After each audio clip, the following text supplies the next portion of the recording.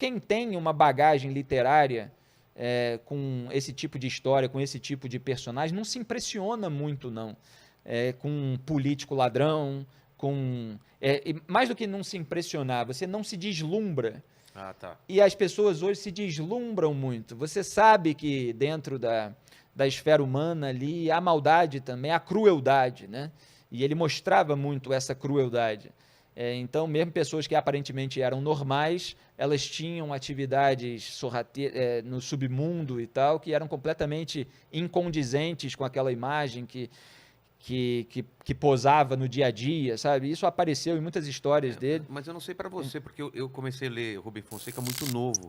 E pra mim aquilo era quase fantasioso, porque eu não Pois é. imaginava que existiam pessoas assim. Nossa, e quando se você fizer um dia de programa sobre o Rio de Janeiro, você vai ver que Não, é o dia a dia. não, mas Hoje eu faço todas as manhãs, tiro porrada e bomba em vários exatamente. locais da cidade. Não, mas mesmo em São Dá pra Paulo. viver lá? Dá pra viver lá, mas as coisas estão acontecendo. Aqui, ali e tal, tem facção criminosa lutando contra facção criminosa, tem gente cometendo barbaridade em determinado lugar. A realidade, eu acho que hoje em dia, os livros do Rubem Fonseca até tão defasados em relação à crueldade de hoje em dia, né? Porque é incrível como que... E eu tava te falando, como eu li mais novo, e eu fui ficando... Quando adulto, eu relendo alguns livros, falei, não, é isso pra pior mesmo, né? Exatamente. E as pessoas, muitas delas, hoje se deslumbram demais, né? Com grupos políticos, com correntes ideológicas, por que etc. É o lance da gente querer achar um novo herói nacional? Por que o brasileiro... É coisa do Brasil isso? Ou você vê isso em alguns outros países, assim? Não, você vê em vários países. Eu acho que a intensidade no Brasil e o nível muito rasteiro para conseguir gerar esse tipo de busca, de deslumbre, é mais acentuado, né? Tem vários elementos aí, várias nuances, várias questões que eu abordo nos meus artigos, nos meus comentários, mas se eu fosse citar uma, eu citaria o comportamento tribal, né? O senso de pertencimento que a pessoa passa a ter em relação àquele grupo de pessoas. Então, há vários elementos aí, outro talvez seja uma dificuldade de desenvolver uma capacidade de abstração. Então, tem muita gente que ela não consegue dissociar ideias e causas de pessoas e grupos. Quando você defende ideias, causas, certos fundamentos morais e tal, eles são aplicáveis independentemente dos grupos que o estão defendendo naquele determinado momento da história. Então, se eu tenho determinadas opiniões e tal sobre determinados assuntos, elas vão continuar comigo, a menos que eu faça uma revisão sobre alguma coisa específica, independentemente do político de ocasião que esteja levantando aquela bandeira. O que acontece é que se você tem determinadas posições sobre determinados temas, e aí aparece um político que tem algumas dessas posições, e geralmente não são todas, aí começa uma militância adversária querer associar você àquele político, simplesmente porque naqueles pontos você considera legítima aquela opinião, eventualmente até defende aquela opinião, mesmo que de maneira diferente em relação ao político. Então, sempre há no debate público uma tentativa de associação com um político, com um grupo político. E o que acontece? As pessoas precisam distinguir quem são aquelas que mantêm a sua coerência defendendo certos princípios e valores morais, e outras, porque elas existem e elas acabam gerando essa confusão também, que fazem parte de um grupo para faturar alto, passando pano para um governo de ocasião, passando pano para um grupo político, porque está recebendo, porque está financiado por um empresário governista e tal. Isso tudo que a gente vê aí, está cansado de saber, as pessoas obviamente vão ilustrar aí na sua cabeça várias pessoas que se encaixam nesse tipo de definição. Então, há várias nuances no debate público, mas voltando aqui, se você tem um comportamento tribal, uma dificuldade de abstração, você acaba, aquele político ali está defendendo as ideias que eu defendo e tal, e aí a pessoa se embala naquilo, e ela briga no seu meio social imediato, com a sua família, com os seus amigos e tal, para defender aquele grupo. Aí começa a vir à tona, depois aos poucos, né, várias sujeiras em relação àquele determinado político, àquele determinado grupo.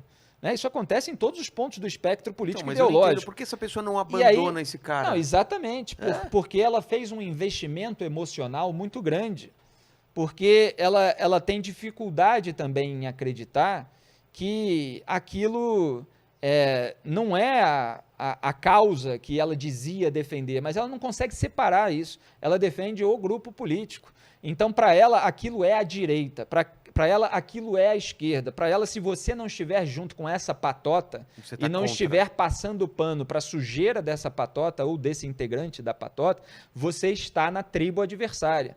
Então, na cabeça dela, precisa defender e precisa passar pano para toda a sujeira, porque senão a tribo adversária vai assumir o poder e tal, e você não pode ser independente na cabeça dessas pessoas. A melhor coisa que tem para o cidadão comum, em termos morais, em termos de saúde intelectual, né, é você ser independente. Claro. Mas isso, muitas vezes, não é o melhor, né, e aí que quebra a rocha, para a saúde financeira imediata, a visibilidade imediata, o poder imediato. Então, poder, dinheiro, visibilidade, muitos aí ficam buscando e cometendo um monte de sujeira para ter isso de uma maneira imediata. E eu me recuso completamente a ser cooptado nesse sentido, mesmo que se tenha perdas imediatas, reveses imediatos e tal. Quando você tem uma base, você mantém aquilo durante um tempo e você reconstrói qualquer coisa que você perdeu imediatamente. E muitas vezes até as pessoas olhando de fora, elas acham que você tem apego a determinado cargo, a determinado veículo, a determinado, sei lá, público, faixa salarial, público, alcance. Exatamente, tudo isso. Porque isso, quando querem te atacar... Eu tenho apego aos meus princípios morais e tal, não sei o que, isso tudo aí... Quando querem me atacar, e eu acredito que acontece isso com você também, sempre essa ameaça, vai perder seguidor, teu alcance diminuiu, como se a gente pautasse... não vou me seguir e tal, não sei o quê, como se... Se pautasse nossas decisões, você não vai seguir... Lá, não, tá bom, você não vai seguir, então eu vou mudar minha opinião. Tá, beleza. Exato. Mas é porque tem pessoas que são muito frágeis moralmente, são pessoas... sem fibra, né, que elas vão mudando as suas opiniões de uma maneira absolutamente incoerente para manter determinado público. E com o desenvolvimento até da tecnologia, se você me permite me alongar, esse público, ele não é só o público ali da rede virtual, não é só o público do veículo, ele muitas vezes é o mercado consumidor daquela pessoa. Então, aquele comentarista, ele não quer perder o mercado consumidor dele, para qual ele vende cursinho, para o qual ele vende livrinho, para o qual ele vende camisetinha, para o qual ele vende outros produtos e tal, não sei o quê, que em si, né, você dá um curso e tal, quer dizer, não é uma coisa problemática. O problema é que certas pessoas elas vão, de uma maneira camaleônica, né, mudando ali os fundamentos daquilo que elas pareciam defender para afagar determinado público, que é o seu cliente. E isso é uma coisa grotesca do ponto de vista moral e intelectual. Eu citei, inclusive, autores em artigo recente, eu acho que foi o Antonin Sertilange, por exemplo, que falava, se tiver que ter reconhecimento depois da morte, talvez seja até melhor, que é um reconhecimento até desinteressado e tal. Se você vai querer fama, lucro, dinheiro, então você não está na vida intelectual, está em outra coisa. Ele fala com outra formulação, mas era isso, tá? No meu artigo, talvez seja a reforma moral o nome desse meu artigo, justamente aquilo que eu acho que o Brasil precisa, porque se fala muito em reforma da Previdência, reforma tributária, reforma administrativa, todas elas precisam andar e o governo Bolsonaro atrasa todas elas também, embora fique sempre terceirizando as responsabilidades. Mas o Brasil precisa de uma reforma moral. A gente vê uma parcela significativa da população sendo complacente, para não dizer cúmplice, condescendente, com criminosos, né? Só porque, em algum momento, eles defenderam uma causa com a qual eles se identificaram, só porque eles representam um sonho de juventude daquele grupo familiar ou amical no qual aquela pessoa foi criada, e elas passam a vida toda. Você vê os artistas velhos que não conseguem se descolar daquele político com o qual eles se uniram no tempo da militância e continuam fazendo campanha mesmo depois dele ter roubado, mesmo depois dele ter sido beneficiado por um grande esquema de corrupção. E agora você vê esquema de peculato em gabinete, aí vai um monte de vagabundo e fica passando pano como se não fosse desvio de dinheiro público. Então você tem isso em várias frentes. E quem é decente repudia tudo, que se dane, que é de esquerda, de centro, de direita. E aí é chamado de isentão. Aí eles tentam criar a militância que tem uma sujeira para varrer para debaixo do tapete, eles tentam fazer chacota da independência alheia, né? Como se você pertencer a uma tribo fosse a atitude moralmente elevada e você ser independente não, né? E tentam dar a isso um tom pejorativo. Salve, galera! Quer descobrir como esses canais de corte estão gerando entre R$1.000 e R$5.000 nos primeiros meses de monetização?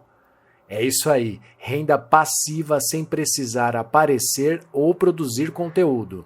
Eu fiz isso no meu canal e segui o passo a passo que o Peter ensina. Ele tem vários canais milionários, inclusive alguns sem aparecer. Olha a quantidade de inscritos desses canais que ele gerencia. Acredite ou não, Ei Nerd, Nerd de Negócios, TV Cifras e mais um monte de negócios pela internet. São canais gerando renda passiva consistentemente todos os meses. Recentemente ele lançou um treinamento chamado Viver de YouTube por um valor ridiculamente barato. É só seguir o passo a passo que eu segui e deu certo. E você também vai conseguir gerar entre R$1.000 e R$5.000 todos os meses rapidamente. E se você continuar aplicando as técnicas que ele revela lá no treinamento, vai aprender a como triplicar esse valor, sem esquemas, pegadinhas ou promessas milagrosas. E ainda ele dá uma garantia de 7 dias nesse treinamento. Se você comprar e não gostar, é só pedir o reembolso. Link está na descrição do vídeo.